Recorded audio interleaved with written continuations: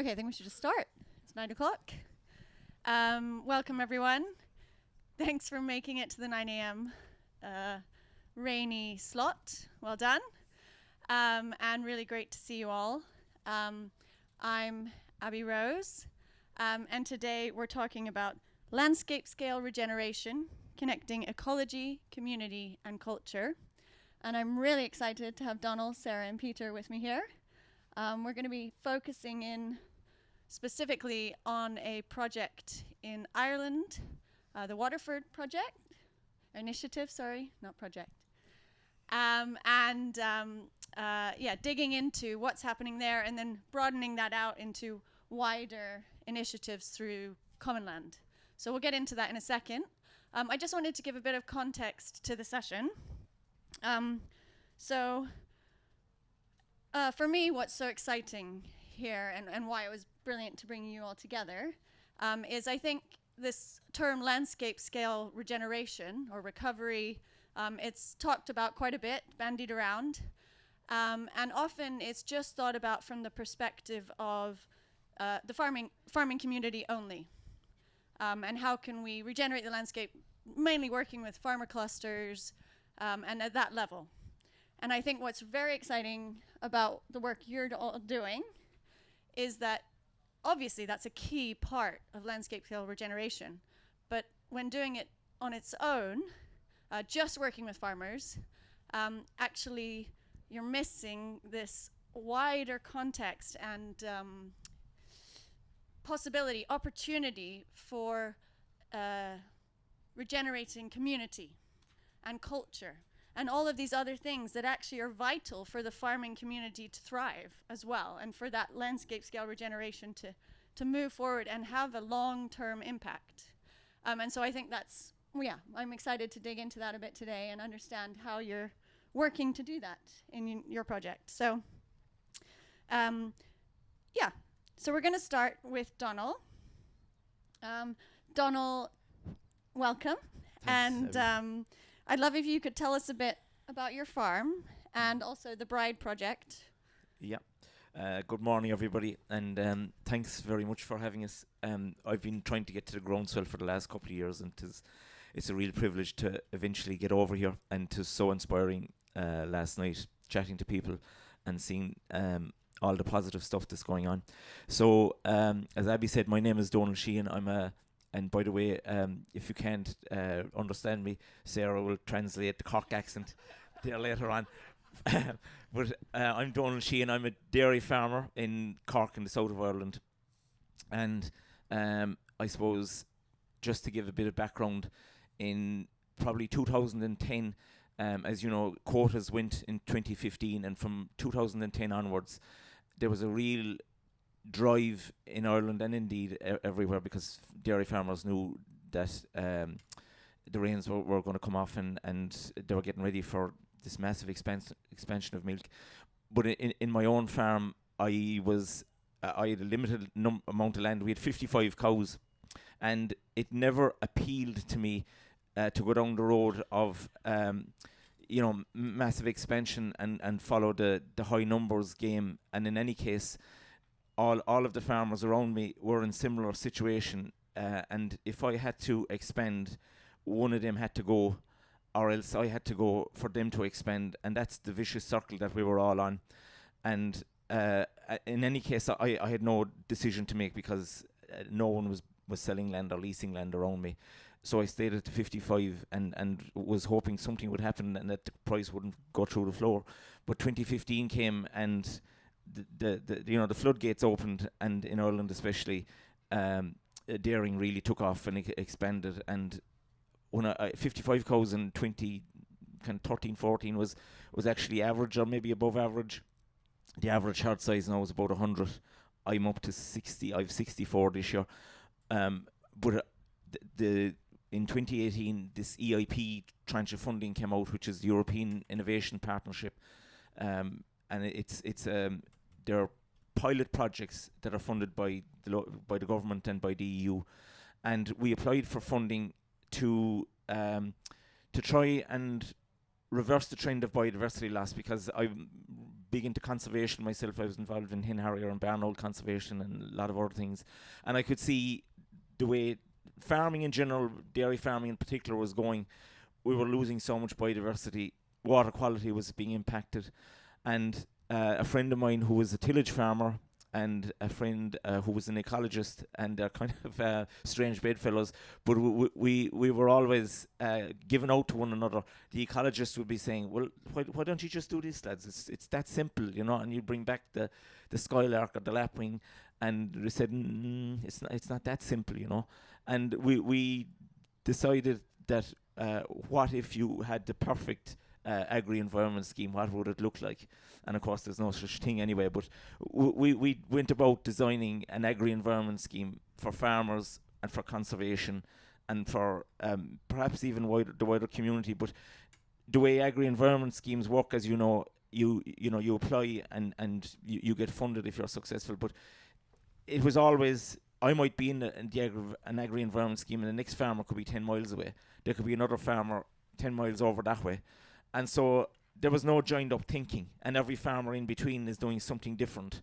And you manage your land, if you have a hedgerow, you should be managing it for biodiversity and carbon sequestration and so on. And likewise with every other habitat. And so that put us thinking that this needed to be at a landscape scale, not just individual farmers doing their own thing. So we put in an application for funding for a landscape restoration in the Bride Valley. So the Bride is the Bride River, and the Bride project stands for Biodiversity Regeneration in a Dairying Environment. And even though it was a dairying environment, we didn't want other enterprises to lose out, because that's where the landscape scale comes in. So we opened, we were successful in the funding. We got 1.1 million for 5 years, and it finishes this year. And we opened the funding and the funding scheme, and we had 20 chairs out in a hall similar to this now, and there was 120 people turned up. About 50% were local community and 50% farmers. So it was a brilliant start. When we put out an expression of interest form, within a week we had 65 and we had only funding for 30. So we whittled it down to 43 farmers, and we told them that it was going to have to be whittled down further. And there was uproar, and every single farmer said if anyone didn't want to leave, they shouldn't be asked to leave. So that we held on to the 43 farmers, and they were quite happy to take lesser payments, because payments was not the issue for them.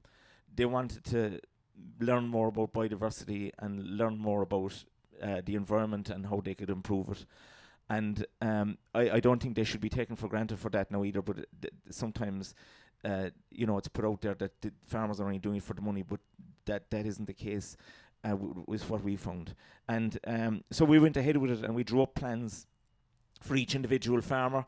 If you were a tillage farmer, we weren't asking you to put back hedgerows, because the size of machinery, that's why they took them out in the first place. But there was other options they could choose, and the standard was trying to get everyone up to 10% space for nature. So if you had 100 hectares, we wanted you to get to 10 hectares space for nature, and it wasn't compulsory, and it was bit by bit. But as well as the quantity of it, we also wanted them to focus on the quality, so the quality of all the habitats. And when we started measuring and calculating the space for nature, it was absolutely torturous, because at the time the mapping was only just coming in, and then we had to design all these scorecards to give what's called the results-based payment. So they got €2,000 for capital payments each, which was planting trees, excavating ponds, increasing field margins, increasing riparian buffer strips, putting in woodland, etc. And then that was a one-off payment, and then annually they got what's called a results-based payment. So we'd go out, an ecological assessor would go out, and they'd rate all the habitats on the farm, and they'd score them, and they were paid based on the quality. So they were given a payment based on the quantity, so the amount of space for nature on your farm, and also the quality of that space for nature averaged out. And as you can imagine, it was a torturous task for us, but we had to get it. We had to be able to stand over it, and we were able to stand over it. But what we did then was to make it more efficient, and that the people going out measuring and assessing wouldn't be getting all the money, and the money wasn't going to administration. We needed to go to the farmers. We applied for a second tranche of funding to design an app. So now we have a web portal that we can take any farm in Ireland once we know where the coordinates are and the outline of the farm, and we can map that for Space for Nature. And then we go out and we do a full farm walk, assess it, and it's given a quality score, and that's your Farmland Biodiversity Index, FBI. Everyone knows what FBI is. Wow. So it's the quantity of Space for Nature plus the quality, which is A, B, C, or D, and that's your results. You're paid based on that, and it is. You can't go wrong. It's very, very fair because it's based on the percentage. So if you've a 10-hectare farm, or if you have a 200-hectare farm, it's the same payment. It's based on the quantity and the quality, and that's your Farmland Biodiversity Index that everyone is paid on. And it could be a small farmer could get twice as much as a large-scale farmer, or vice versa, and that's more or less that's where we're at. The Bride Project. That's the Bride Project. It sounds like you solved all the government in the UK's issues. Perfect. Great. Thank you so much, Donal. And that's amazing that you know, a farmer-led initiative to get that off the ground and fully funded. And I think that's an amazing jumping off point for Sarah to come in. Sarah, obviously you are, well, I'll let you introduce yourself, but I think what's exciting is that you are coming to this Waterford space and taking the work Donal's already done, and tell us how that's integrating into what you're bringing to the space. Hi, I am Sarah, and I am a weaver, and I have taken that role of weaving very much to my heart, and it's a delight to be able to bring it to Groundswell. And again, thank you very much for inviting us.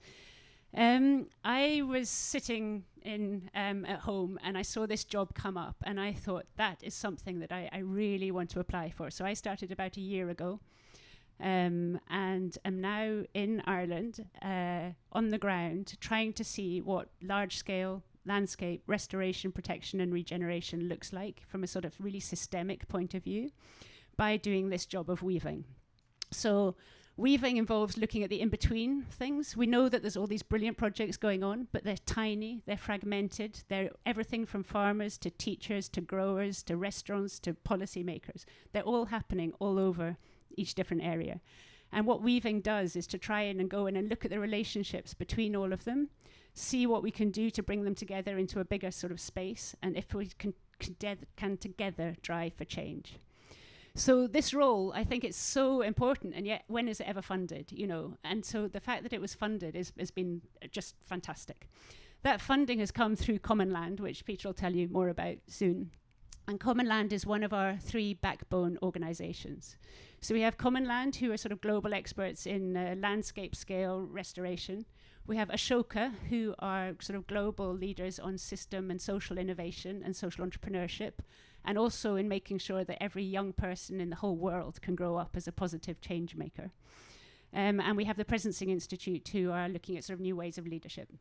So those 3 organizations brought together people about sort of 2 or 3 years ago, some of the Ashoka Fellows, who are big sort of inspiring innovators, and brought them together and said, what would really make change and accelerate the kind of change that we're all looking for? They came up with these ideas of bioregional weaving labs. So there are 8 at the moment, 8 bioregions around Europe. I'm at the Irish one, but there's also one in Romania, in Spain, in France, in Belgium, in Austria, sort of thing. And we're all looking at our own context on a bioregional scale. What is it that we could weave together to make change, both by looking at what's coming out already, so the kind of thing that Donal's doing, but also what could we perhaps learn from the other labs in terms both of process and in projects and innovations that might be interesting to bring in. Within that, we're really, really focusing on community-led projects and on nature-based solutions. So those are the kind of things we're looking for. Rather than going in and trying to sort of change the existing systems, we're looking at what systems can we bring up. So the way we do this is, first of all, to sort of try and build a sense of trust and togetherness. So I turn up and I sort of go and ring up Donal and say, can I come and visit you? And he luckily said yes. And I go around and I walk the land and I get to know the people. And then we invite them together, so all the stakeholders, into different kind of workshops. The fact that when you bring in these really different kind of people, so there are farmers, teachers, growers, all these different kind of people in one room, and we all look at the system as it is today and what it is that we want it to be in the future and what we could do to change that.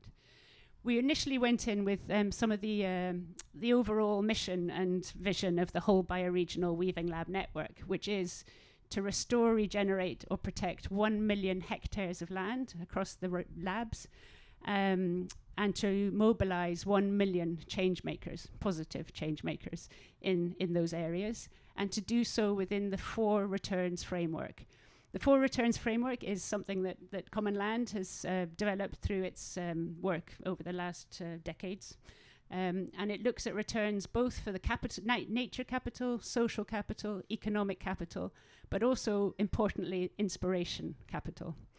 And this element of looking for how to do this within an inspirational point of view is also fundamental to how we work. We're just talking with Donal now about, the levels of depression that are being, and isolation that are being measured within farming communities, but also generally. And without bringing back some sort of common sense of motivation, how can we ever expect people to really sort of pull up their socks and say, let's all make change? We have to bring in some sense of, let's do this together.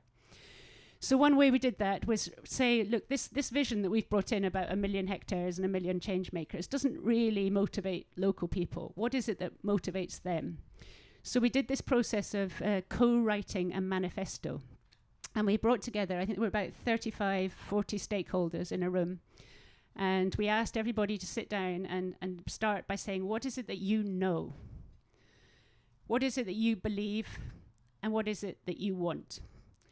And we started by writing personal manifestos, and then we did it for a collective. And then we took the key words that were coming out of that. And it was a very moving event. It was the atmosphere in that room, just hearing people saying what they wanted it was really moving.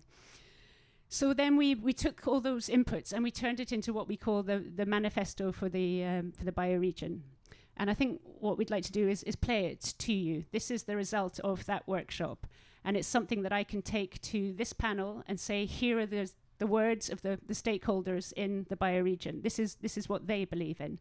And I've also taken it to a panel in Brussels where we've had policymakers sitting there. And I'm saying, this is what the people want. So if we could play that now. Food is not a luxury.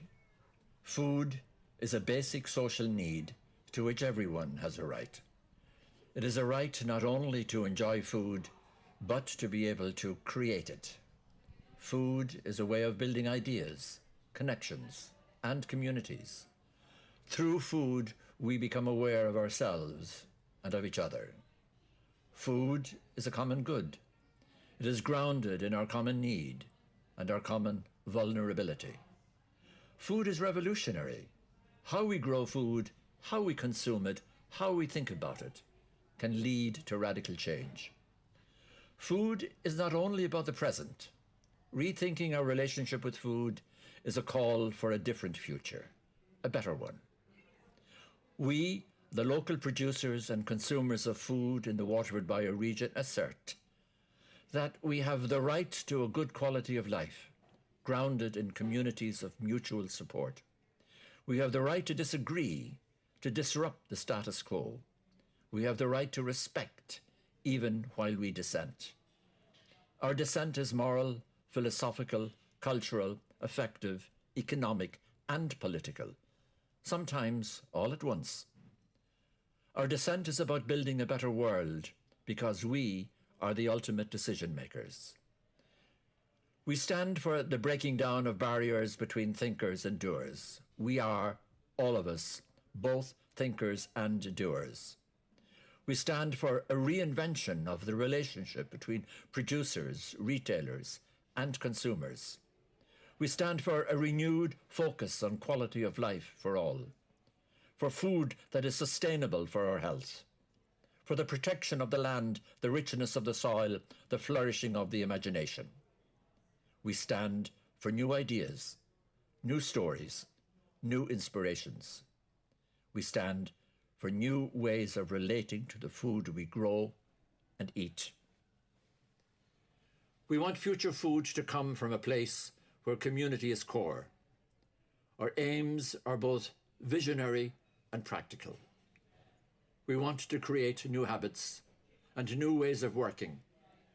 We want viable ways of living. We want to protect our rivers, restore nature, cherish life. We want a world where everything is connected, from rocks to the human heart. We want our children and grandchildren to know the taste of wild salmon and the foods those before us enjoyed. We want to be good guardians of the soil and of our traditions. We want to become good ancestors. We want future food to be grown and eaten with passion, without which we will fail. We want future food to be inspirational, to be easy to get and affordable for all, to be connected to people and communities. We want food to be familiar, to be surprising, to be secure, in a system where farmers and consumers share an interest in this security. We want food to be pristine, to be fair, to be seasonal, to be delicious, to be nutritious. Yeah.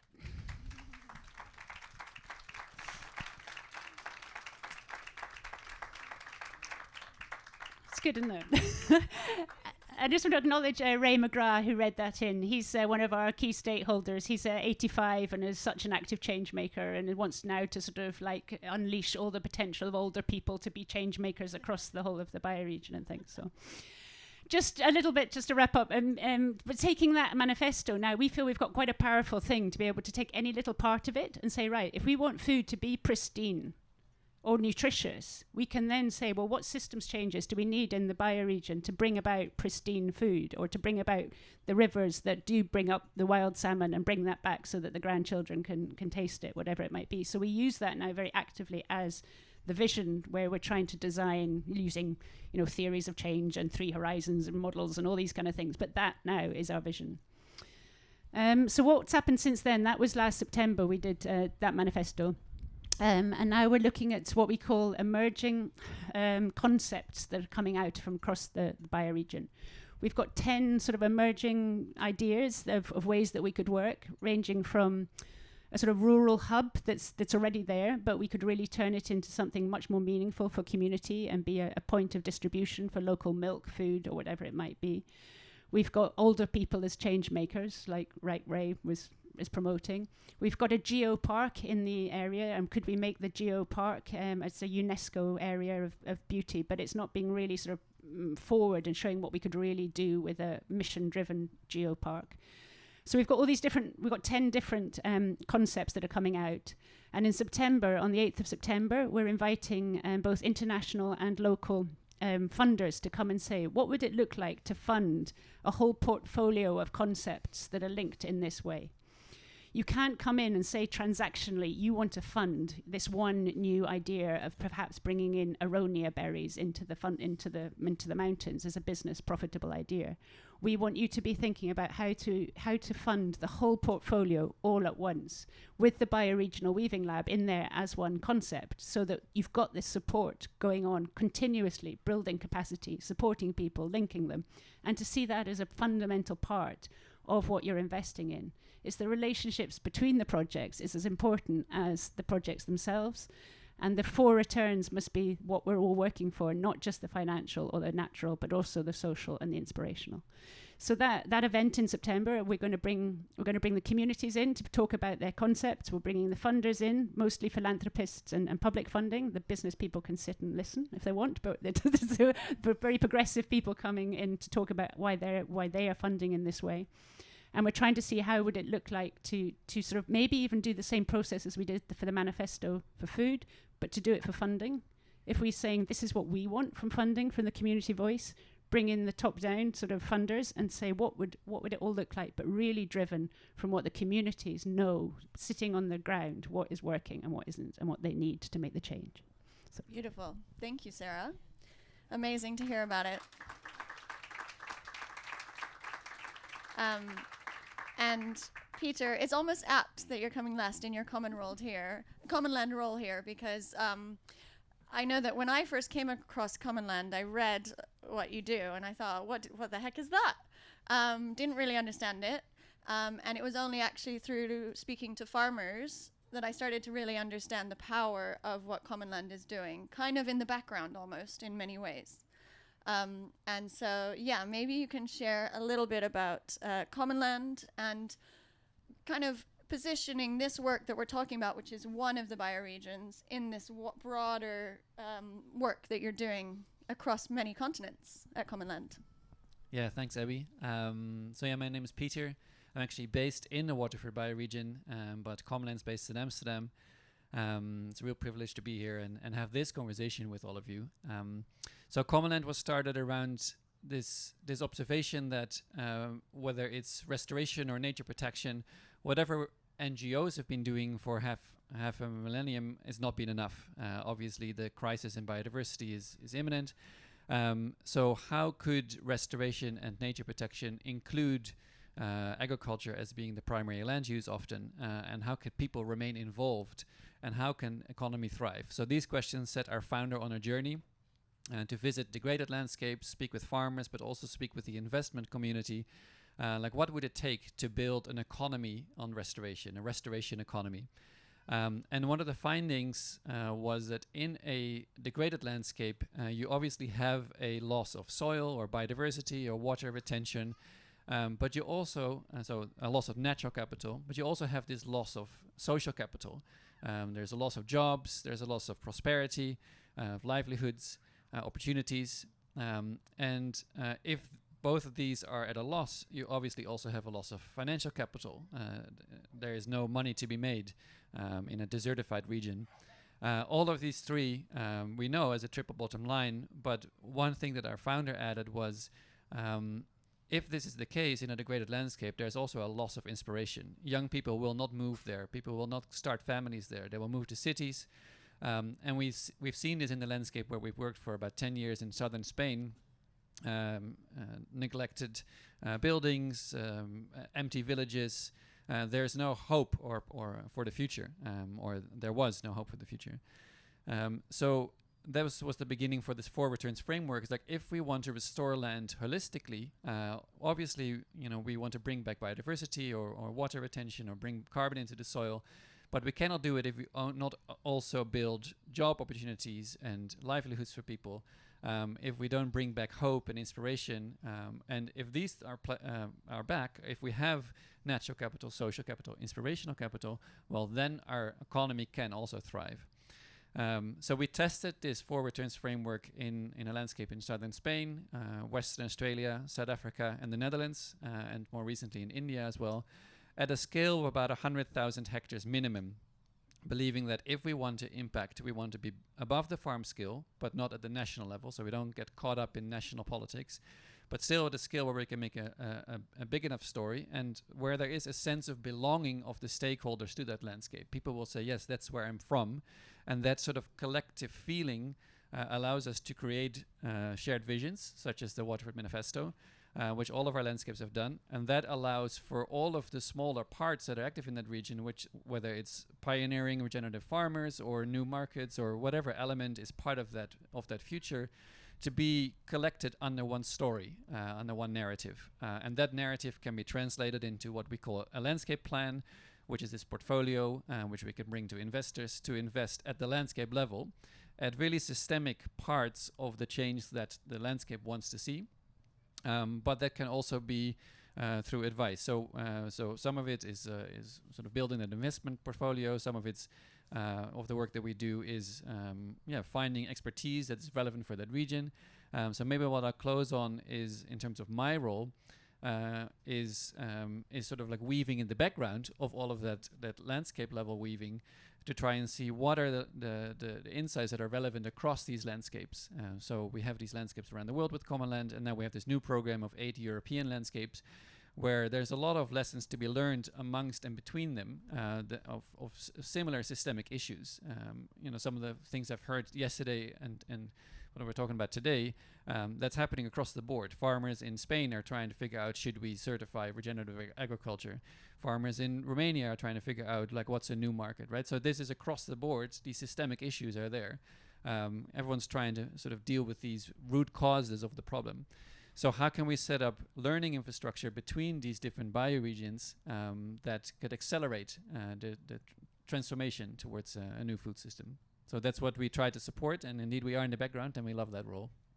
Yeah, amazing. Thank you so much for sharing that. And I think it is something that I sometimes describe it almost as like you're the acupuncture in the background. You're just providing these little needles of whether it's money or insight or whatever is needed, and Commonland just seems to be there at the right time doing that for these different projects. So that's really cool to see. And I was wondering, I was going to have a few questions here, and then I will open it up to you. Don't worry. But one of my questions was, Donal, for you. Obviously, you shared about the Bride Valley project. Not Bride Valley, sorry. Bride project. Oh, it is. Okay. I wonder, you know, as Sarah and Pieter and this Commonland or the Weaving Lab project has come in, how do you feel about that? And also being connected to when you sat in that room with those other 40 odd people and helped create that manifesto, what was that like for you? Well, that was always going to be the next step of the Bride project. The Bride is a valley about 40 kilometres long by about 15 kilometres wide, and when we set it up, it was always meant to be a bit bigger than just a handful of farmers in an immediate locality, but not big enough that we didn't have a hold of it, as it were. But it was always set up with a view to being able to roll it out further. And it just happened that the Waterford bioregion came along as we are finishing up.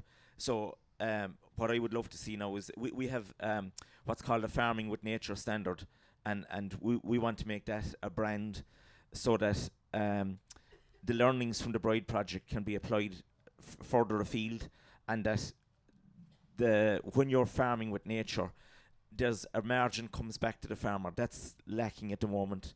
There is no connection from the farmer to the consumer. That's broken.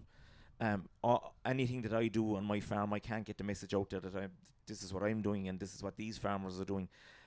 So we want to take the learnings from the Bride project by setting up this Farming with Nature brand and taking it really to the Waterford bioregion, which would be a much bigger area, but not the whole country, that we can take the learnings and drive it on from there. And that's interesting because I know that has happened in some of the other bioregions. Like, for example, in Spain, I know that they created the Almendresa, La Almendresa, a business that was helping them sell regenerative almonds. And now do they have, it's called Alvalal Foods, is that right? I don't know, do you know much about that? Yeah, exactly. So one of the things that happens is when farmers start to unite, these kind of questions come up, right? Like, how can our products get a new market, or how can we brand or tell the story? So indeed, in Spain, where we've been active for some years, we see the Almendresa for the almond products, rain-fed almonds, and now Alvalal Foods as a platform for all of the local producers to bring these products to market, whether it's wine or olive oil, telling that story, and also helping farmers already sell those products at a premium while they're in transition to really help accelerate that and sort of leapfrog that into the future. Yeah. So we see that across the board in the Netherlands, in Weiland, we also have a platform for new types of dairy production, local vegetable production. So yeah, we see that across the board, and by connecting it, we can accelerate it everywhere so that not everyone has to reinvent the wheel. Yeah, amazing. And I think one of the things I also love about Commonland is you're moving very seamlessly between like a farm, a community level project, a business. There doesn't seem to be, or charitable things. It's like there's no, oh, we don't do that. It's all part of the picture. And that's vital. And the teaching, you were talking about teachers as well, like bringing it all together. I feel like that's exciting on a new level. Yeah, and it's wherever we go, there's a pattern in terms of what people will describe as the problem. They'll talk about silo thinkings, like, these parts of government are not working together, or farmers and NGOs are not talking to one another, or farmers amongst themselves are not speaking. That's like across the board, any culture, any landscape, people will talk about that. And what we find is missing is a common language. Like, how can they speak with one another? Because everyone realizes that we have to solve the problem together. So they all agree we should do it together. We're not doing it together. So what's missing is this common language. So in our humble background position, we try to offer the 4 returns framework as that common language. And so far that seems to work. That in terms of the actual language, it may look different everywhere, and it's a manifesto in Waterford in this way, but with the people, by the people. It's a collaboration of mayors in southern Spain. It looks slightly different everywhere, but it's about developing that common vision, that common language, and then including everyone in the process in their role in the system. That seems to be the crucial bit, and we're still learning because it's evolving constantly. Always. And Sarah, I wonder, because I know that the Commonland, or the projects, they have a 20-year time span, was my understanding. And I wonder, Sarah, coming in as this weaving role, but knowing that there is like a very long runway for this work to unravel and take shape, is that important, do you think? I mean, it's fantastic that you're acknowledging that it does take 20 years to change a landscape. I mean, we're not going to turn it around in a year. But I think what we're trying to say to people interested in the whole emerging portfolio is that, we need people looking at the 20-year kind of processes, as well as the 5-year systems changes, and as well as the sort of 1 year, 6 month sort of visible things. And that if you're going to invest in a portfolio of emerging things like this, you really have to be looking at all of them all at once. We can't just have one of those being addressed without the others, otherwise it doesn't work. So please just sort of acknowledge when you're investing that we have to do these both at once, and don't just look for the fast returns, but buy into the whole long-term vision. Now, when you say it's 20 years, yes, but the funding isn't 20 years as such. We're having to sort of look for new partnerships as we go, so that's, and I think what's been fantastic is to get this initial funding to show what difference it can make to join things up. So that's the sort of initial funding from Commonland, but we're looking now to sort of say, well, what's the local interest to match that and buy in and have a sort of sense of ownership as well locally. So it'll be a mixture of different kind of fundings with different kind of timescales. The moment we're looking, just as an example, we're talking to the Department for Agriculture, Food and Marine in Ireland, who have got some money to look at their future food and sustainable agriculture strategies, and they've come up with flagships, and they want to sort of design a solution for the future of dairy in Ireland. And they came to us and said, well, could you contribute to this? And we said, it's not really the way that we're working. We're working with a community, bottom up, different alternative ways of doing things.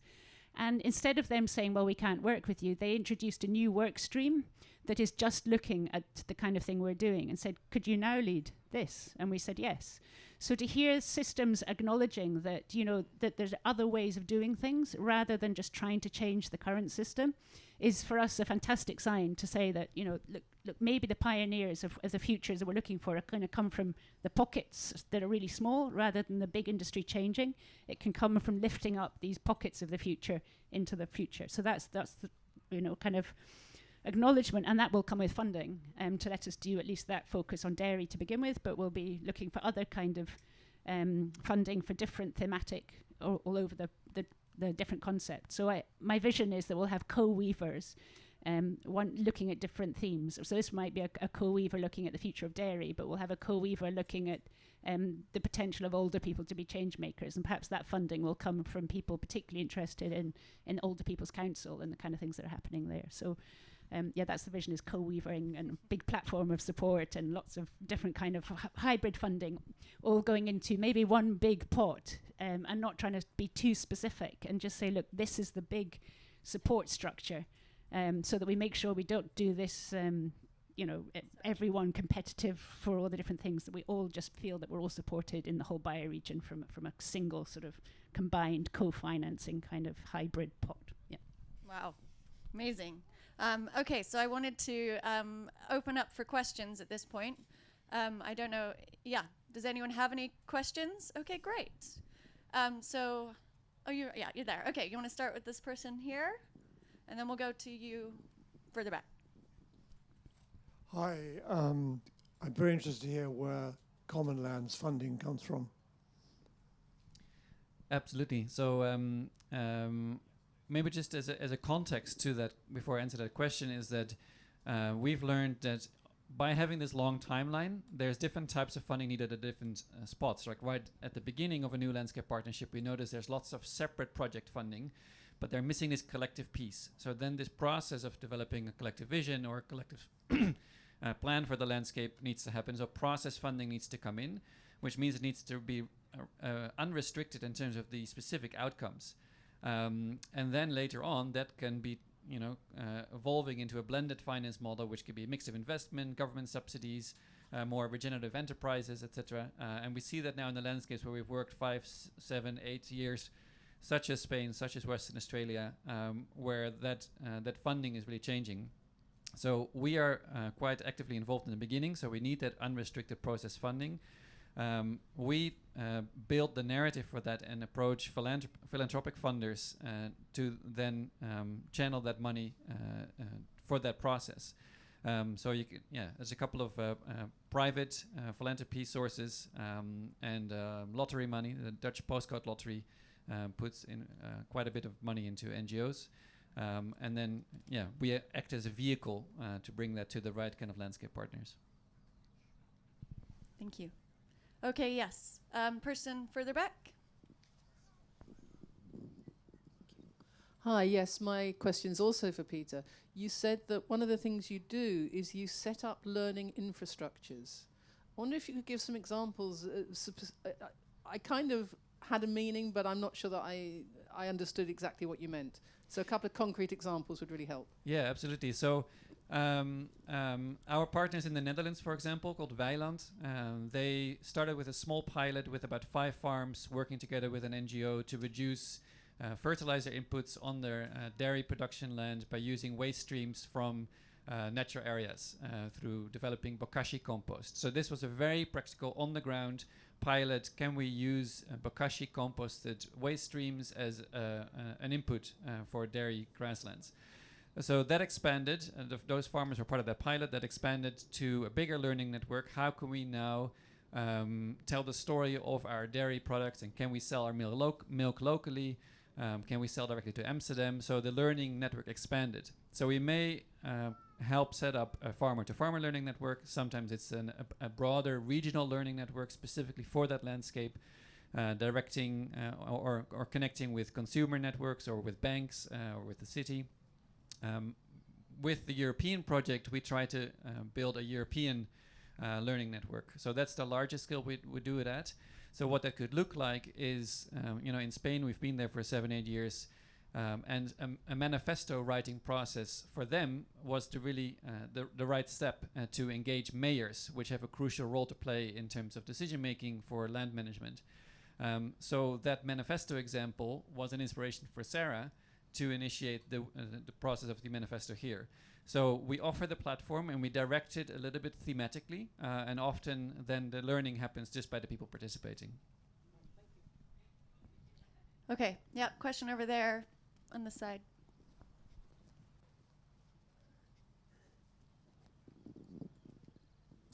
Thank you.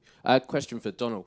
When the ecologists were coming and giving you the biodiversity score, what metrics were they gathering? How were they removing subjectivity or assessing the value of woodland versus hedgerows or set aside?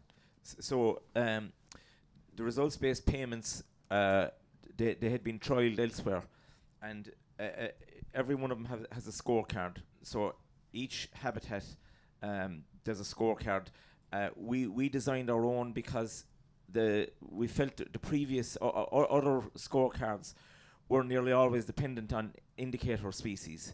So if you're for instance scoring a hedgerow, the way they were working was the more species you'd have in a hedgerow, the higher the score.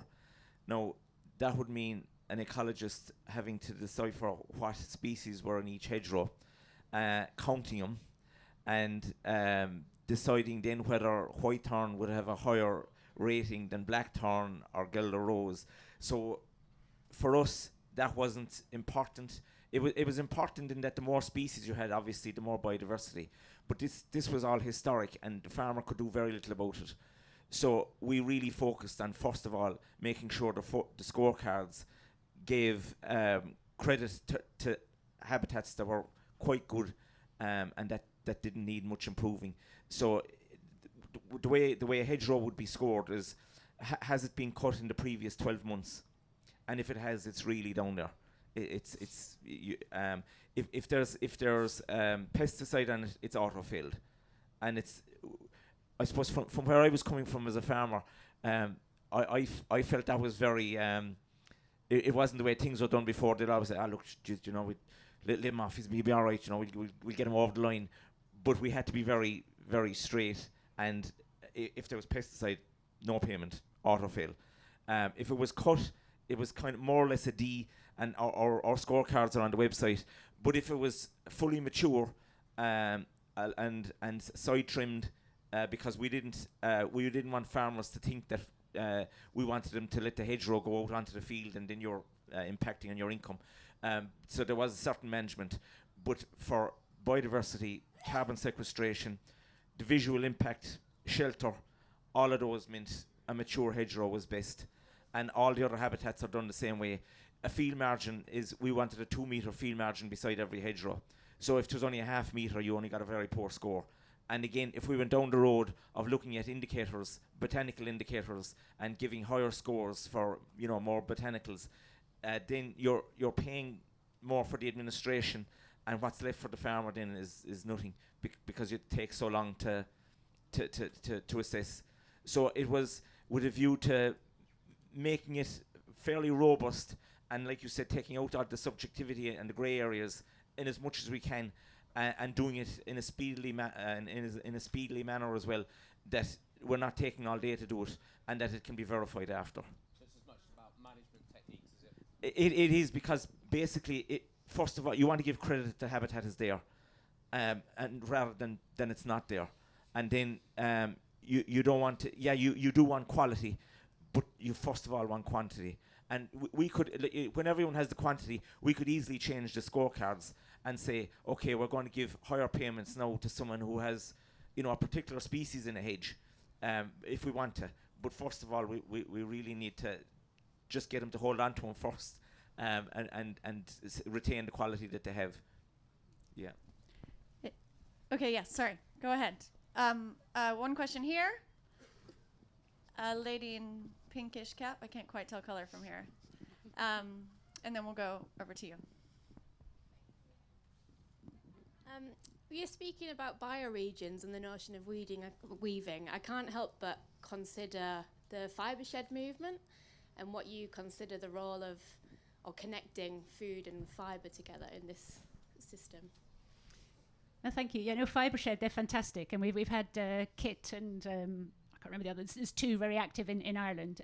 They've just started up and speak fantastically about the whole connection of from ground through to fabric through to changing the system for everything, sort of thing. So we'd very much like that to be part of that, obviously, and wool in particular has been a real waste product in Ireland recently, you know, and could it bring back a market there, and is there a new market to bring in, which is exactly sort of one of the 4 returns would be, could fibre actually come in as a new market and beginning to give it a new role, both in you know, you can use it as, what do you call it? No, it's not fertilizer, but yeah, mulch, thank you.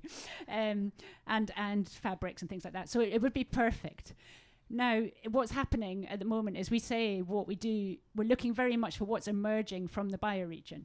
And actually the fibre shed activities and the things that are most exciting about them are actually not happening within our bioregion right now. They're happening within other parts of Ireland. So while we would love someone in the bioregion to show the energy and interest to take that forward, if they did, we would be supporting them right now.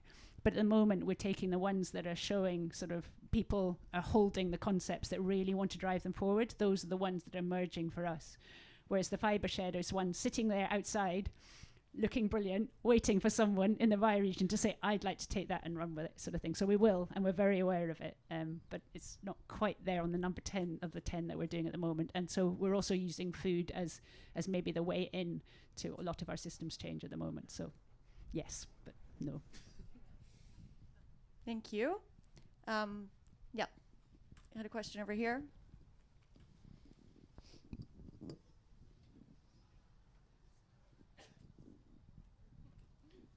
Thank you.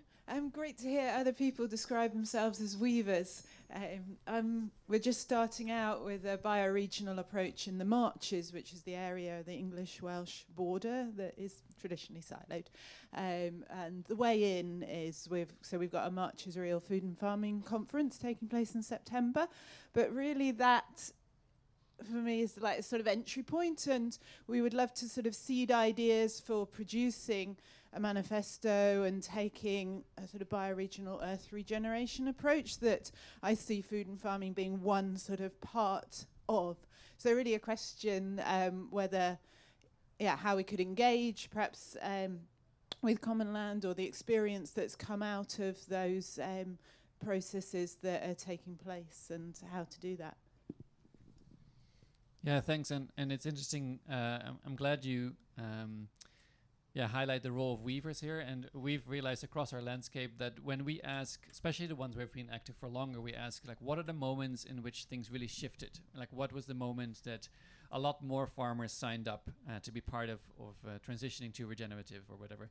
And they will refer to moments in time or events that were put together by people that show this weaving capacity, that could see how the collective is more than just the sum of the parts, and whether that was a particular festival or an event or a collective visioning workshop, afterwards everyone will say, that's the moment it really clicked for me. And that's when we learned as Commonland that investing in this role, whether you call it landscape orchestrators or landscape facilitators or weavers, which is our latest term, is really important. So to acknowledge that role is really crucial. To design it into the work and ideally fund it is really important. And if you want to engage with all of our lessons learned, we have a platform called the 4 Returns platform, where we try to share as much of our lessons learned and have an ongoing, what we call community of practice, which are open events, online events where anyone can join. Each one has a different theme, and we try to bring our lessons and insights to anyone. It's all open source.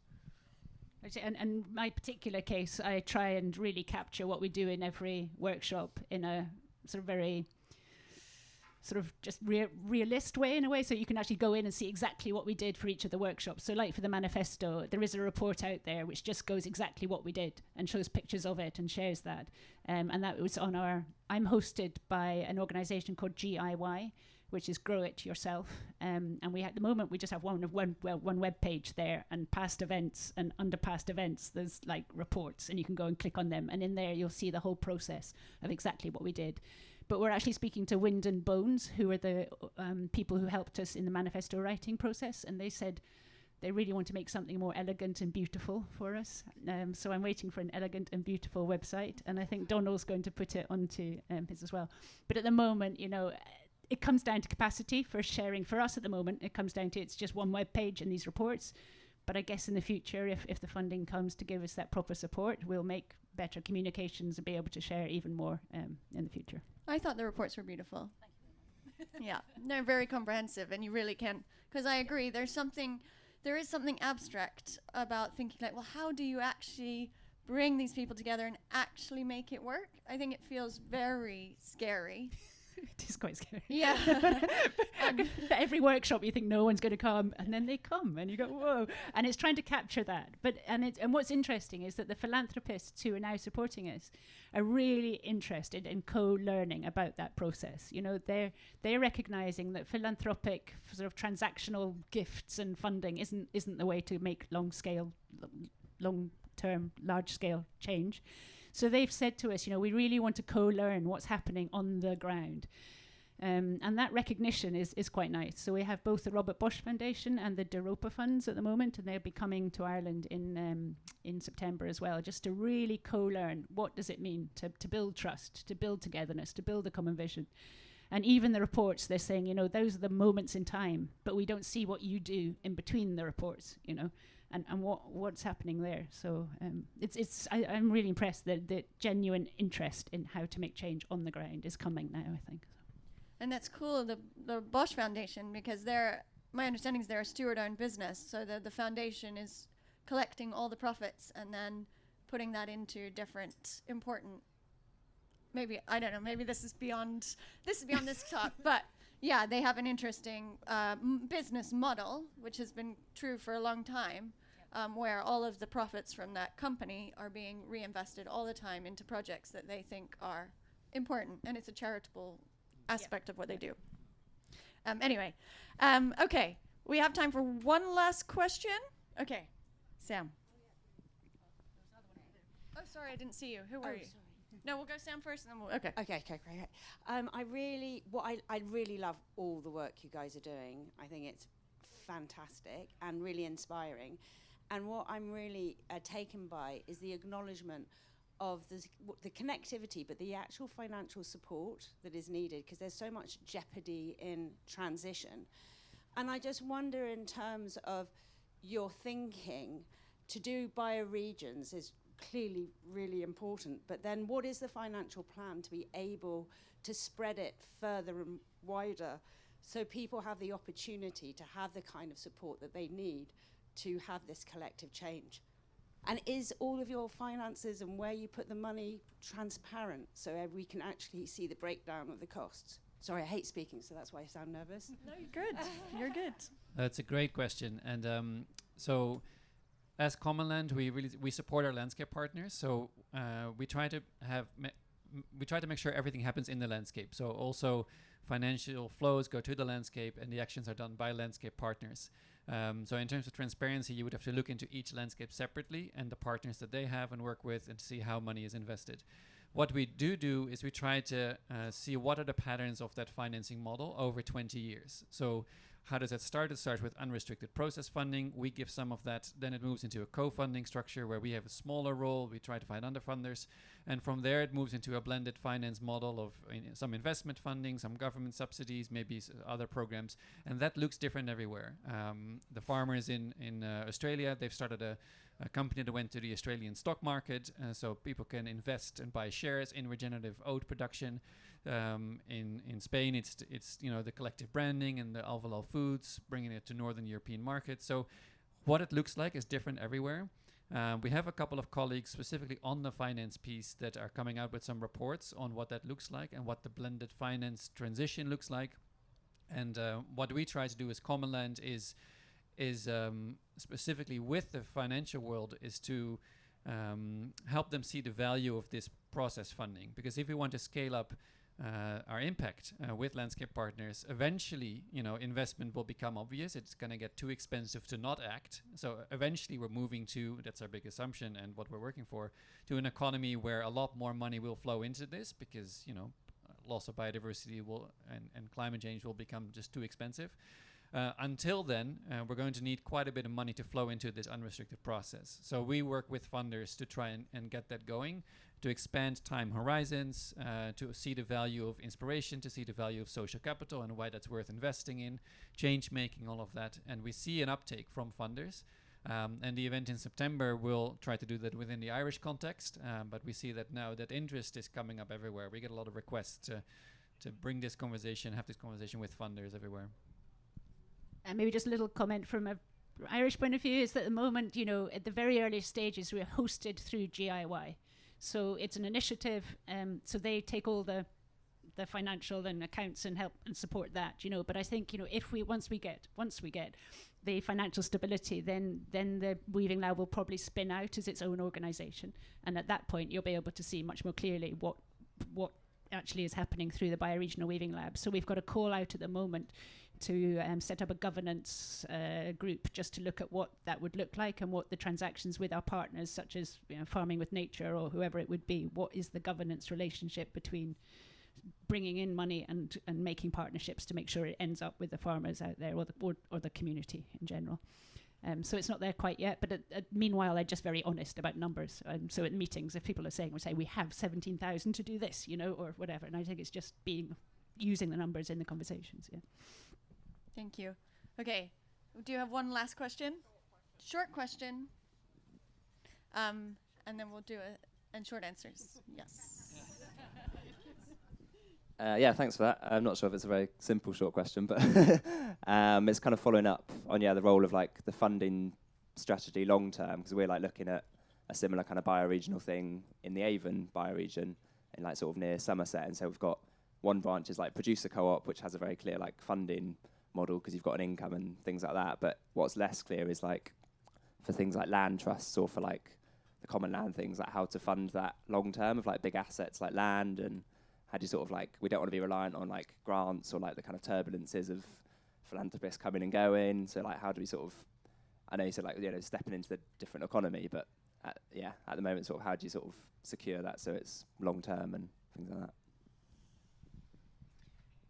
So we can stay here for an hour and go into the details.